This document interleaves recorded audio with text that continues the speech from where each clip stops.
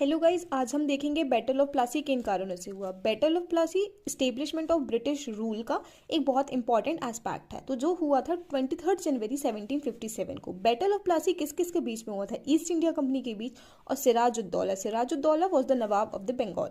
अब किन कारणों से इनके बीच में लड़ाई हुई? तो सबसे पहला कारण था कि जो ब्रिटिशर्स थे वो नवाब के अपोनेंट्स को सपोर्ट कर रहे थे। जैसे कि नवाब के एक मिनिस्टर थे, सिराजुद्दौला की मिनिस्ट्री में एक मिनिस्टर थे राजबल्ला, जो कि स्टेट फंड्स को देखते थे, पर उनने स्टेट फंड में कोई करप्शन कर दिया, उन्हें मिस एप्रोप्रिएट तरीके से स्टेट फंड का यूज कर दिया।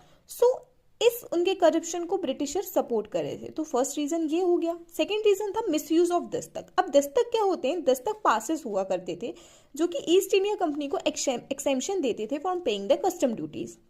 मीन्स ईस्ट इंडिया कंपनी को एक पास मिला था जिससे कि आप ट्रेड कर सकते हैं without paying the custom duty, और ये लिखा हुआ था, ये गिवन था उनको by the Farman of 77 during the rule of Farooq सियार।